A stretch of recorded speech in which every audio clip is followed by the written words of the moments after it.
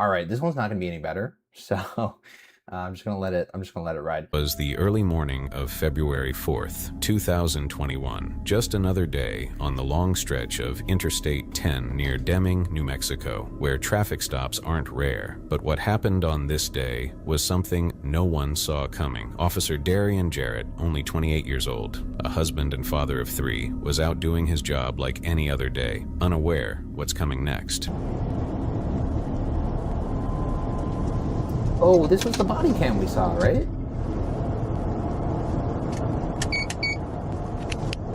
1251 SOCOM traffic. Right. And again, you'd leave way too much of the clip in. Yeah. Oh no, I see it. Please, do me a favor. You mind if I take it off you for my safety? Oh, this is different. Hold up, this is different. This looked like the exact same clip. So it's a truck stop, and then it sounds like he has a gun.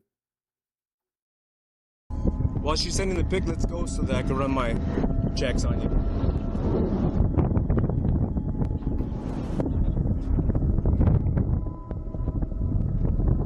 A picture of a driver's license, I assume? Huh? Yeah, so I can run my checks and I can talk to you a little bit while I'm running my checks, and then you'll show me the picture right away because I got paperwork I gotta do, you know? Hey, I mean, I don't like his approach, the officer's approach right now. He is making it seem like this is all optional, like there's no like authority. Like I get we're supposed to like make him feel comfortable and stuff, but you're not displaying any sort of like I'm in control of the situation to me. real quick. You have a firearm on you? Yeah. Bro, he stepped out of the car and you're gonna still continue like this is like a normal. Bro, he got out the car. Change everything. Like, get back to your car, get behind the door, and pull your gun out. Wait for backup. Is that not? I mean, I've seen body cams. I'm not a fucking, but I mean, come on. Oh no, I see it. Please, do me a favor. You mind if I take it off you? Bro, sees the firearm, has not identified that it's like safe, and we're still talking to the passenger side. Like, this does not seem like. For my safety? All right, hold on. All right, let's go to my vehicle, okay? Come on.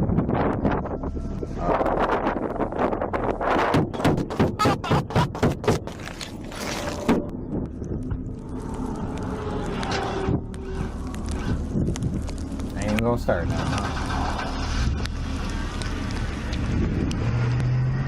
Wow, just shot him dead and drove off.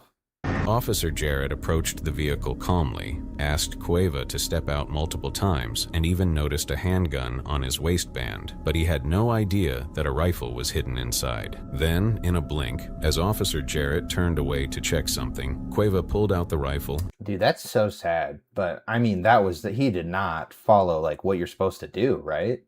I mean, that was not what you're supposed to do. And shot him point blank in the head. He was executed without warning on the side of the road. Cueva then sped off, triggering a massive police chase He instantly died. that ended in a deadly shootout, where Cueva was killed in the gunfire. The damage, though, was already done. Gabriella, Officer Jarrett's wife, was left behind with 3 children, forced to face a loss that could have been prevented. From the New Mexico... Dude, yeah, that's what's most frustrating about that.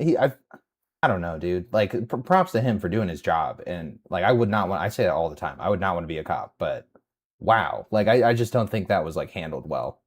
That's why you got to take these precautions and piss people off with how like rigorous you're being with it. But that's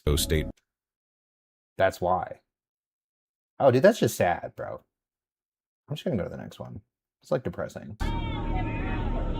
Oh, no, I've seen this video. This one's really sad. This is just going to be sad. I don't want to watch this. It's just going to be actually sad. She gets dragged by the bus. I genuinely don't even want to watch that. I've seen that in another video. So, he steals all of these, bro. I swear. Yeah, that one's too sad. I'm not in the mood for that, right? It's early on. I mean, we're not even an hour in. I don't know. We got a lot to go. Bro, the chapters are all wonky, dude. I don't know where this starts or ends, bro. I don't know how you miss it by over a minute, dog. Exactly, bro. Like, for the last video, like, that's why they do that weird thing when they, like, touch the taillight or whatever. Like, there's a certain way you're supposed to approach the car. And like you saw a firearm, bro. Like I don't know how you don't change up immediately. That was the most infuriating video I'm sure of today. Like these other ones are not even going to be like that. Visible from the road, and based on how overgrown it looked, it hadn't been touched in what seemed like decades. With cameras ready, they made their way to the site, expecting nothing more than another crumbling building, maybe some peeling wallpaper, a few rusted beds, and the usual signs of time slowly taking over. But what they found inside was something else entirely. From the outside, the house looked exactly how you'd expect. Broken windows, ivy creeping up the sides. Inside, things were worse. Dude, cobwebs on literally everything. That's so gross. I mean, how long do you have to leave this? To get cobwebs on your shoes? I mean, that's got to be months. Layers of dust, rotting floorboards, and dead birds. Dozens of them, scattered throughout the rooms. But then they reached the second floor, and everything changed. It was a dead bird. It's a thin, narrow piece of carpet that comes all the way across. Absolutely nuts. Maybe we'll come into this bedroom here. Probably get a disease just being in that room. Oh, wow. What an absolute beauty this place is. Try to get the light a bit better on there. But no, there's not a... Is there a dead person in there, dude? It's nuts how many houses out there are abandoned and stuff. Bro, I know. Like all these urbex ones, especially the business ones, it's like a whole entire business was like left untouched. There's phones and like old computers and stuff. And it's just like humans are so wasteful, especially when it comes to like things being outdated. They're just like, when it's like, bro, we could just rebuild this thing. No, like it would cost nothing to take it down and have the space again. But I don't know. I guess that's like money talking. There's got to be somebody in there, dude. That's not flat. The ultimate frame.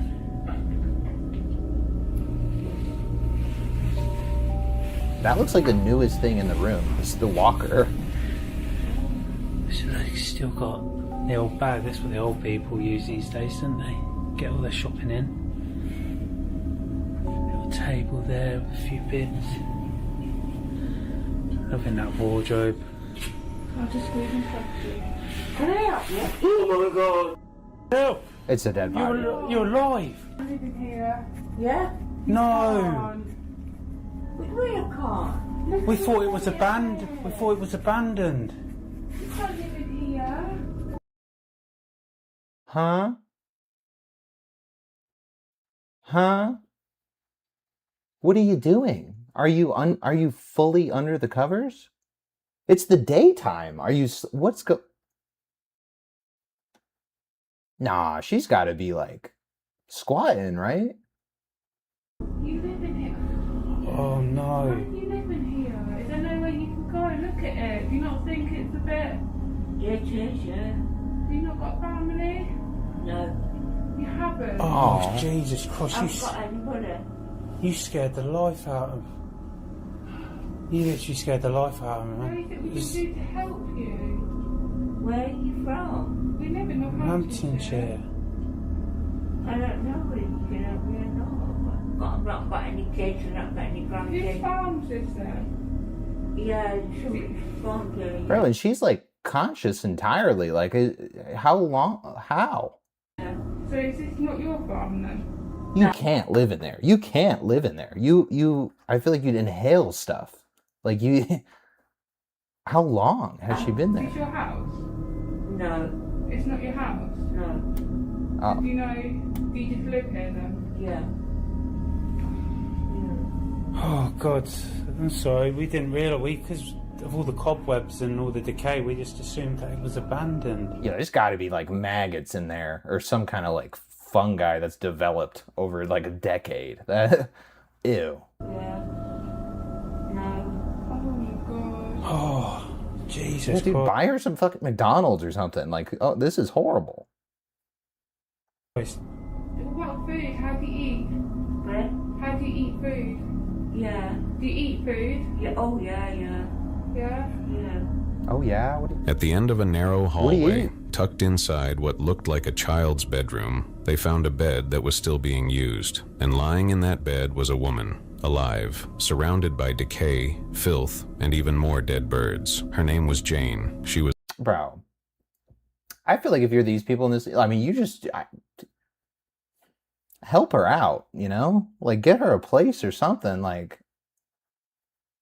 She seems old too. Like she's probably not going to survive long here. That's so sad. And she has no family. Like there's no one else to help her. That's what I'm saying. Yeah, dude. A lot of the scary videos I feel like are people squatting, and it's like people just have to live somewhere, and she genuinely has no choice. Like I really don't think she would stay here if she didn't have to. Why is it so long? If we could, do you sleep most of the day then? Yeah. You do? You just sleep? Yeah. Okay. I was going to say, on Monday, we drop some bits around. Oh, there you go. Yeah, can we drop some bits around? What is she eating? Where, is the pantry have shit in it? Like... But because of how sure she seemed that everything was okay, Chris and Meg did what any decent person would do. They called adult social services, unsure of whether this woman had slipped through the cracks or if something more serious was going on. But to their surprise, the agency confirmed they already knew about Jane. They didn't share much, only that she wasn't forgotten. They just don't give a shit? She was forgotten.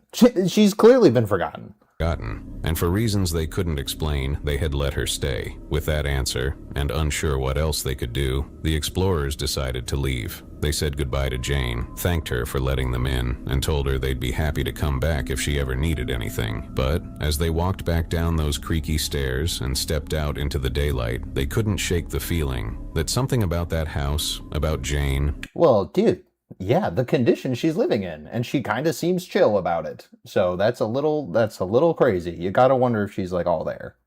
I mean, they're smart for even calling like services to verify that she's, you know, been taken care of. Like, I feel like they did more than most people would do. So, wow, dude, this is just sad. This has been sad. Somehow, she was still holding on. Hiking is supposed to be peaceful. A way to enjoy the world, breathe fresh air, escape the noise, and feel free. But sometimes it can turn into something you never imagined. That's crazy. I mean, once you're hitting the clouds, I think you've kind of tapped out. Like you've gone past like climbing a tree kind of situation. Like, what are we getting? What are we looking for up here that we don't get from like no clouds? 21st, 2025, just after 6 a.m., Juliana Marins, a 26-year-old tourist from Niterói, Brazil, was hiking Mount Rinjani in Indonesia, one of the most dangerous and most beautiful volcanoes in the world. And she was not alone. Juliana was with 5 other tourists and a local guide, doing what many dream of, exploring the steep trails and jaw-dropping views of that sacred mountain. According to her family, somewhere along the way, Juliana became exhausted, completely worn out by the climb and the altitude, and she asked the guide to stop, just for a while, to let her rest and catch her breath. But instead of staying with her or waiting, the guide made a decision that would end everything. He left her there, alone, in the middle of that treacherous mountain trail. When he finally came back, this happened.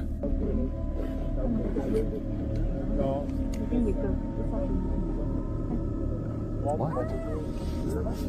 We're here with you! What?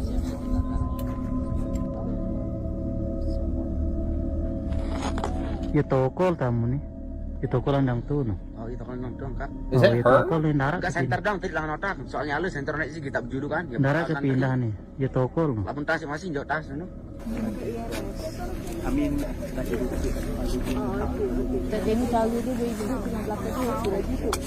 Did she fall this whole way? Oh my god, she fell.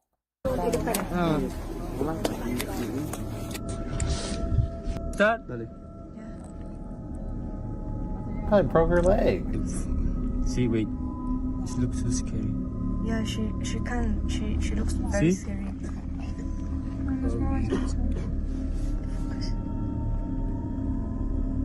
She just keep doing this, so I think she is trying to... Some brain damage, bro. She fell.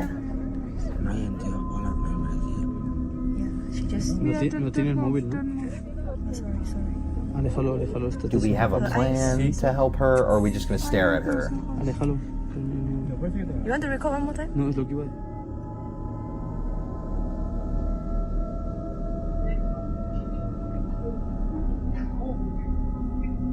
Dude, he's terrible at explaining what's going on in the videos. He genuinely.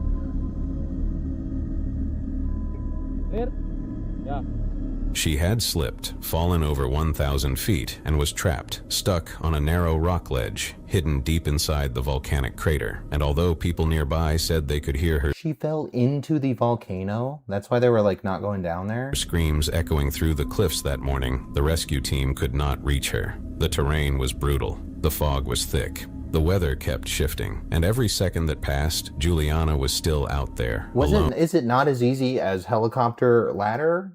Have I watched too many movies? In pain, terrified, hoping someone would reach her in time, but time ran out. On June 24th, 4 days later, Indonesian officials confirmed what everyone feared. Juliana Marins had died. Her body was found near the crater wall, deep inside the volcano. Bro, it was 4 days later. Of course she's dead. You just waited until she... I don't know, man. This is just upsetting me. At about 600 meters down, spotted only after searchers deployed thermal drones to scan the area. Rescue teams, battling danger themselves, worked for hours to bring her back. Just get a ladder. Get a helicopter and a ladder.